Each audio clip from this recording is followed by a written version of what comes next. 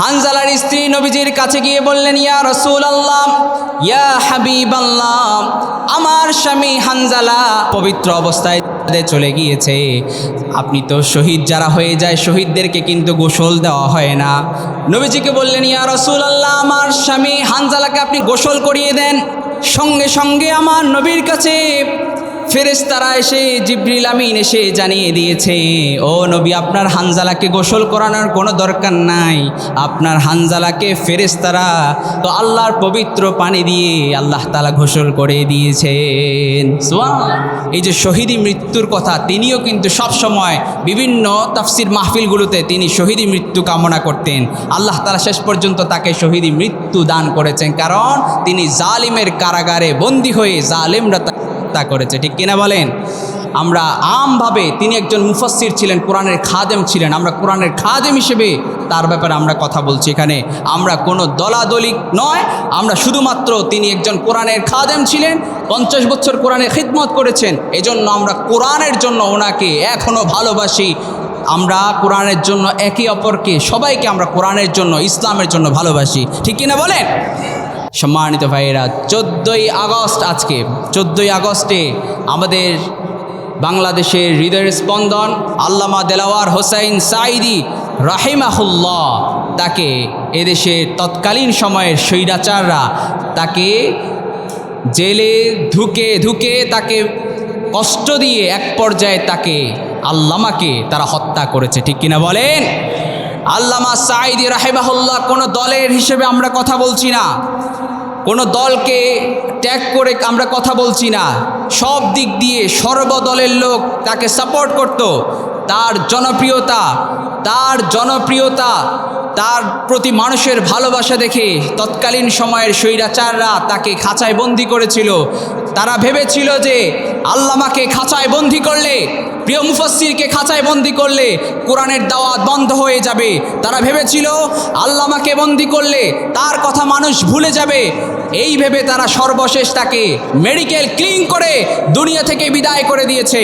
আল্লামা সাঈদী রাহিমাহুল্লাহ দেশের একটা নাম নয়, একটা ইতিহাস। চিৎকার করে বলেন ঠিক কিনা?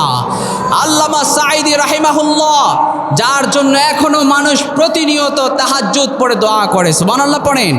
আল্লামা সাঈদী রাহিমাহুল্লাহ সহ তৎকালীন সময়ে যারা যত উলামায়ে কেরামকে হত্যা করেছে, যত মানুষকে নির্বিচারে জুলুম করে দুনিয়া থেকে বিদায় করেছে, আল্লাহ তাআলা সেই বিচার কিছুটা হলেও আমাদেরকে কি সচক্ষে দেখিয়ে দিয়েছেন কিনা বলেন?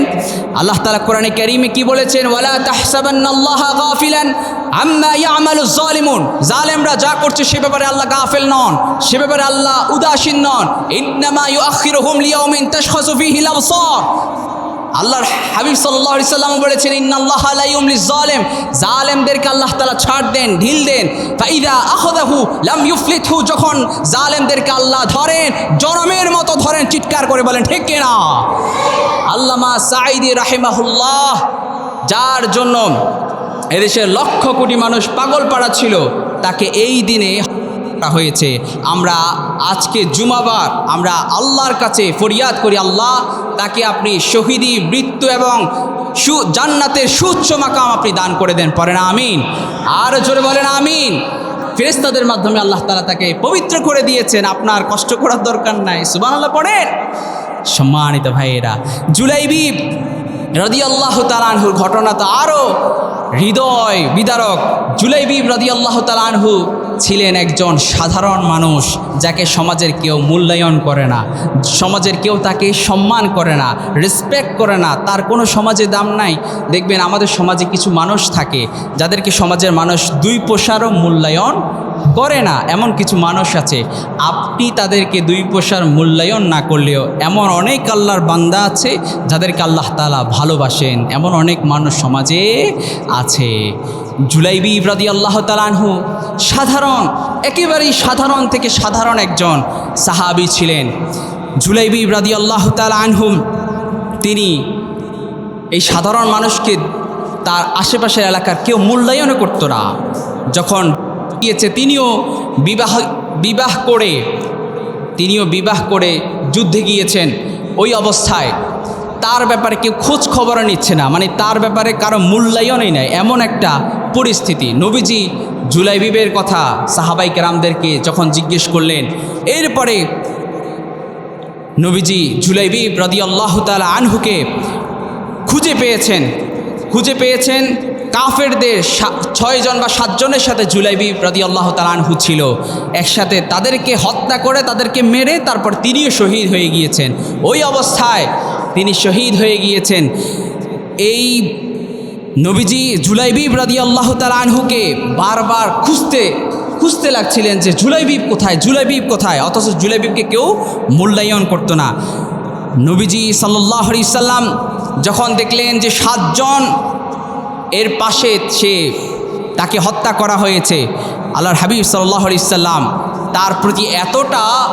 নবীজি তার প্রতি এতটা দরদ ছিল যে নবীজি তাকে নিজ হাতে দাফন করে, নিজ হাতে বহন করে তার জন্য কবর খুঁড়েছেন জুলাইবিব রাদিয়াল্লাহু তাআলা আনহুর জন্য।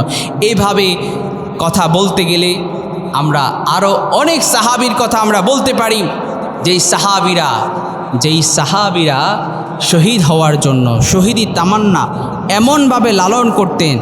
শহীদি তামান্না, ওই যে আমি একটু আগে বললাম যে ডাক এসেছে খেজুর খাওয়া অবস্থায়, খেজুর খাওয়া অবস্থায় অর্ধেক খেয়েছে, আর অর্ধেক খাওয়ার সময় তার হাতে নাই, কারণ তার আগে জান্নাতে যেতে হবে। সুবহানাল্লাহ। সম্মানিত ভাইয়েরা, মুসআব ইবনে উমাইর রাদিয়াল্লাহু তাআলা আনহু ছিলেন একজন ধনী ঘরের সাহাবী, বিলাসিতা জীবন ছিল। ইসলাম গ্রহণ করার পরে তার বিলাসিতা, তার যেই সম্পদ, তার এগুলো কিছুই ছিল না। মুসআব রাদিয়াল্লাহু তাআলা আনহু উহুদ যুদ্ধে শহীদ হন। সম্মানিত ভাইয়েরা, এভাবে করে একজন নয়, 2 জন নয়, অনেক সাহাবাই কেরামের ব্যাপারে আমরা কথা বলতে পারি। সাহাবাই কেরাম শহীদ হওয়ার জন্য এইভাবে তামান্না বুকে লালন করেছেন, হৃদয়ে এইভাবে তামান্না লালন করেছেন। আল্লাহ তাআলা আমাদেরকেও শহীদ হওয়ার জন্য, শহীদি তামান্না, শহীদি মর্যাদা পাওয়ার জন্য সেই চেষ্টা আমাদেরকেও আল্লাহ তাআলা করার তৌফিক দান করুন, পড়েন আমিন। আল্লাহ তাআলা এই নিয়ত অন্তত করে রাখবেন যে আল্লাহ মরতে যেহেতু হবে, ইমানি মৃত্যু, শহীদি মৃত্যু আমাকে দান করিও, পড়েন আমিন। সম্মানিত ভাইয়েরা, আরেকটি বিষয় না বললেই নয়, 2-1 মিনিট একটু সময় বাড়বে আজকে।